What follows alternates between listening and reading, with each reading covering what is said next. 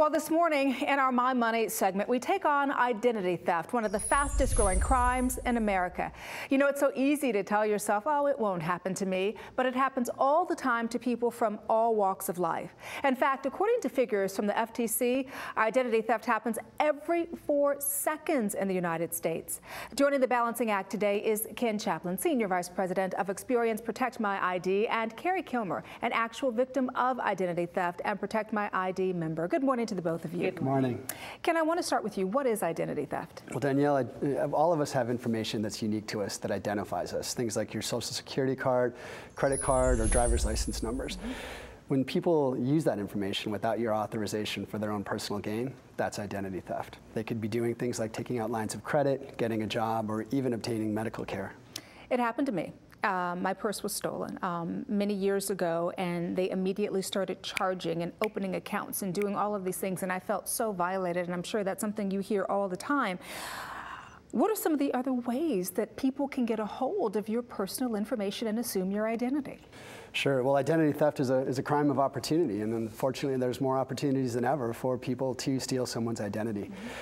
The old ways exist, and they're still out there, having a purse stolen or a piece of mail dropped in the wrong mailbox, but technology today is making it even easier. So skimmers attached to ATM machines or data breaches at large corporations, there's many ways you need to be aware of. But importantly, it's not always a stranger or a thief that's out there doing this. It's someone that you may know, a family member, a relative, or even someone that has access to your house. They could easily walk by a desk, see a document that has your personal information on it, and use that for their own personal gain. You know, I want to ask you what the typical reaction is, because I know for me, my first reaction was shock, and then I have to be honest, my second reaction was, well, maybe I left my wallet at home. You just don't want to think that you actually are a victim.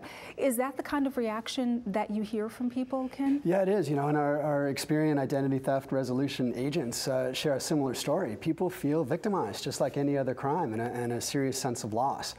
They're overwhelmed by the financial impact that this could have on their lives and the amount of time it's going to take for them to resolve it. 41% of victims say it takes up to 2 years or more to fully resolve the situation. Yeah, I was telling you, it took 7 years for me, and I felt completely victimized. And I wanted to bring you into the conversation here, Kerry, because I know that you were a victim of identity theft in kind of one of the worst possible ways. Tell me about what happened to you. Well, it was May of 2008, so it's been several years. I was in a gated community in the area that I live, and as I was leaving, 2 young men ran up behind me, mugged me, and grabbed my purse and took off. It took me completely by surprise. I have to laugh. Some of my friends like to refer to it as the gift that keeps on giving. And the reason why is because you were victimized twice. You were the victim of a mugging, and then you became the victim of identity theft. That's correct. Tell me about that. Well, the attacks began immediately. They were, I had over 20 attacks in 1 month, and which was quite a bit. But thankfully, I have this wonderful agent, Peggy. She was my lifeline. I feel blessed to have her. She was not only professional and very efficient in helping me, but she understood the emotional component as well and was very sympathetic in working with me. We resolved probably, well, all of them actually, all of the credit compromises. You know, Kerry, it's interesting you say that, because I have to tell you, I had things in my purse when I was a victim of identity theft that I shouldn't have had in there. I really wasn't using good common sense. And so what are some tips and tricks to help viewers and people like Kerry and myself as we move forward?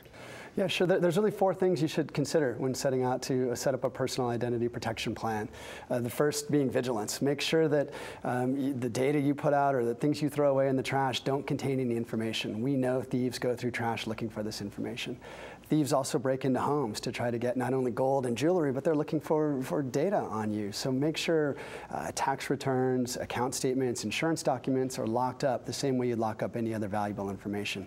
You mentioned common sense, definitely. Don't carry anything on your person except what's absolutely necessary, and certainly never have your social security number on any documents on your person. The third is with regards to smartphones and laptop. Make sure that they're protected with codes and with passwords and encryption where possible.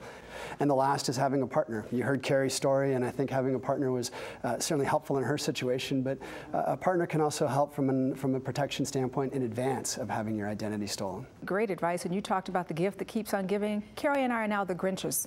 We're not giving any more gifts. We have learned thanks to you. Well, thank you so much, Ken, for coming by and sharing this valuable information with us. Thank you. And Kerry, thank you as well. Thank you. And to learn more about what you can do to prevent identity theft or to get help if you suspect that you may be a victim, simply go to the website www.protectmyid.com.